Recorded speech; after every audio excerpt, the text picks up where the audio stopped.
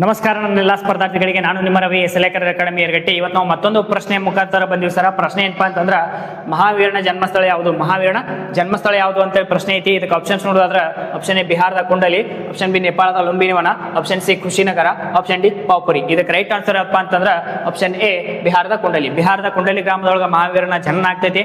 ಇವರ ಮೂಲ ಹೆಸರು ಬಂದ್ಬಿಟ್ಟು ವರ್ಧಮಾನ ಆಗಿರ್ತೈತಿ. ಇವರ ತಂದೆ ರಾಜ ಸಿದ್ಧಾರ್ಥ ಮತ್ತು ತಾಯಿ ತ್ರಿಶಾಲ ದೇವಿ ಆಗಿರ್ತಾರ.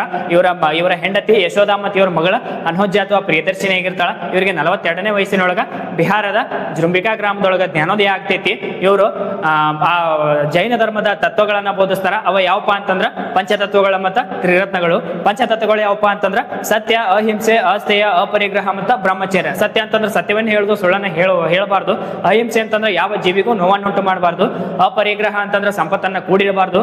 ಅಸ್ಥೇಯ ಅಂತಂದ್ರ ಕಳ್ಳತನ ಮಾಡಬಾರ್ದು ಅಂತೇಳಿ ಹೇಳ್ತೈತಿ. ಮತ್ತು ಬ್ರಹ್ಮಚರ್ಯ ಅಂತಂದ್ರ ಇಂದ್ರಿಯಗಳನ್ನ ನಿಗ್ರಹಿಸಿಡಬೇಕು ಅಂತ ಹೇಳಿ ಹೇಳ್ತೈತಿ. ಮತ್ತು ತ್ರಿರತ್ನಗಳು ಯಾವಪ್ಪ ಅಂತಂದ್ರ ಸಮ್ಯಕ್ ಜ್ಞಾನ, ಸಮ್ಯಕ್ ದರ್ಶನ, ಸಮ್ಯಕ್ ಚಾರಿತ್ರ್ಯ. ಸಮ್ಯಕ್ ಜ್ಞಾನ ಅಂತಂದ್ರೆ ಒಳ್ಳೆಯ ಜ್ಞಾನ, ಸಮ್ಯಕ್ ದರ್ಶನ ಅಂತಂದ್ರೆ ಒಳ್ಳೆಯ ಚಿಂತನೆ, ಸಮ್ಯಕ್ ಚಾರಿತ್ರ್ಯ ಅಂತಂದ್ರ ಒಳ್ಳೆಯ ನಡತೆ ಅಂತ ಹೇಳಿ ಹೇಳ್ತೀವಿ. ಮತ್ತು ಇವರ ತಮ್ಮ 70ನೇ ವಯಸ್ಸಿನೊಳಗ ಬಿಹಾರದ ಪಾವ್ಪುರಿಯಲ್ಲಿ ಮರಣ ಹೊಂತಾರ.